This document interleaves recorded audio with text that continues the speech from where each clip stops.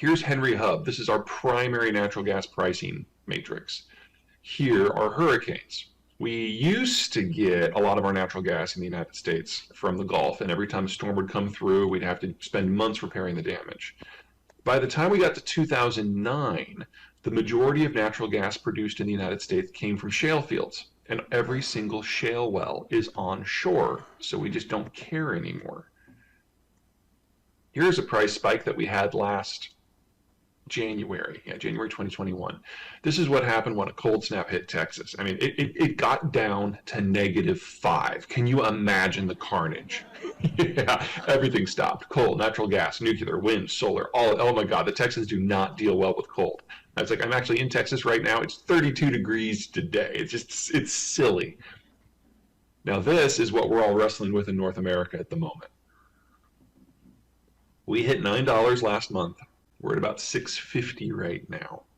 We have only now $9 is the inflation adjusted 50-year average, and we are losing our minds. You guys want to see what the Asians and the Europeans are dealing with? Europe's already in recession. Germany's probably not going to pull out of this one. The price disconnect and what it's doing to the entire industrial base is catastrophic, and there's no way out of it. So in North America, we need to massively expand our industrial base simply to cover the shortages in product that we're going to have as the European system goes offline.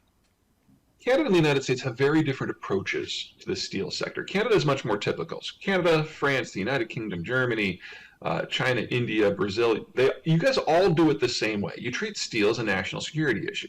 So once you get the iron ore, whether you produce it yourself or you import it, you throw it into a blast furnace with some coal, you get an intermediate product called pig iron, and then you process that on into rolled steel of various types. You keep it all in-house.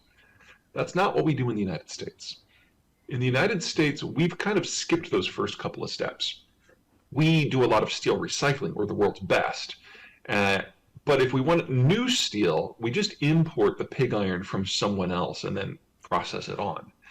Well, 75% of global pig iron comes from two places, Russia and Ukraine. The Russian stuff is under sanction. The Ukrainian stuff was powered by a certain nuclear power plant you may have heard about that is offline. So our imports from those two countries have gone to zero, and we're seeing the impact on pricing. The single biggest input that we need for the steel sector, the single biggest sector that we use steel for in terms of volume, construction, energy, primarily for pipelines. So we have a bit of a pickle here, and we're trying to buy it from anywhere we can, and it's contributing to our inflation matrix. Okay, enough about everybody else. Let's talk about you in the context of where those shortages are going to be. Green tech is sexy for two reasons. Number one, it raises the possibility of actually getting our carbon emissions under control.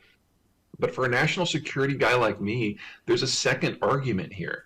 And if you can separate yourself from the energy producing countries that have proven problematic, then maybe, just maybe, we can have a safer world and safer countries. The problem is that the technologies in its current form really don't help us get there because they come from a lot more places. Yes, you don't need fuel, but the materials that you need in order to drive that system require an order of magnitude more materials and an order of magnitude different materials. So on the top, you've got the material inputs that go to your standard electric vehicle today versus your standard conventional car. And it's the same for power generation. Remember that when you're dealing with fossil fuels, the fuel is the medium. You basically burn it, you capture the thermal energy, that's what makes a vehicle go. But if you're going to do EV, you're dealing with electricity. Electricity has to be stored and conducted, and that means you need a lot more of things like copper and zinc. Here's the problem. These four materials, Russia is a global top 3 supplier. These we were going to need at least 3, probably 5 times as much as we had before if we really were going to electrify transport and green the grid. We can't have globally accessible fossil fuels that are affordable without the Russians. And we certainly can't do the green transition without them. That doesn't mean that no one can do it. It just means that some of the biggest suppliers of the things we think we have to make this work are going away. And that provides a lot of interesting opportunities for anyone else who can bring stuff to the market. And that would be Manitoba. On the left, you've got the copper zinc group. Those red dots, based on their shape, they're either places that you are already producing or know that you've got stuff you could go back to and open a new mine. I'll underline again, you have not looked in the muskeg. You have not looked on the shield. You have not looked in Northeast. You need to, because you undoubtedly have more there than what you know about already. But just what you know about, if we're talking about the price of zinc going and copper going up by at least a factor of 2 or 3, it's worth going after in a very, very big way as quickly as you can, because we're going to lose most of the Russian stuff within a year or two. Now, the next one on the right, that's nickel. Nickel is another material that is absolutely critical for construction. We use it in stainless steel. So your average stainless steel is maybe 80% iron ore and about 20% nickel. And the Russian system is the third largest source of nickel in the world and the second largest source of processed nickel along with processed copper. So there's your locations. And once again, you undoubtedly have more under the shield, under the muskeg. But before you're like, running out there and thinking, okay, we need to do this at scale, which from a financial point of view and economic point of view is a reasonable conclusion.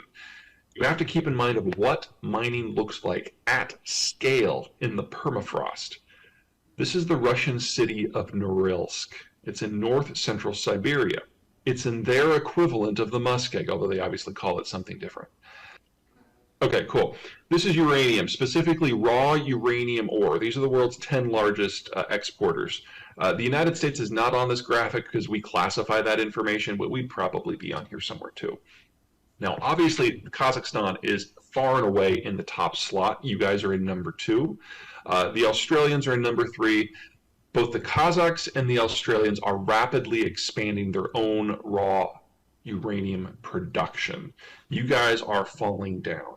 And if we are concerned about the stability of oil and gas, either from a carbon point of view or an energy security point of view, we'd probably be part of the solution, right? Well, it's not just about the raw stuff, it's about the processing. And the majority of what the Kazakhs export goes to Russia, where it is processed into fuel rods, with most of the work done by Westerners. So even though this is not under sanction, we should expect significant reductions in the output of uranium-based power fuel on a global basis in the next couple of years. So, if you feel like nukes are okay, this can absolutely be part of your story, because this is some seriously low-hanging fruit. The world already had a shortage of uranium fuel production and processing and uranium raw production already before all of this started.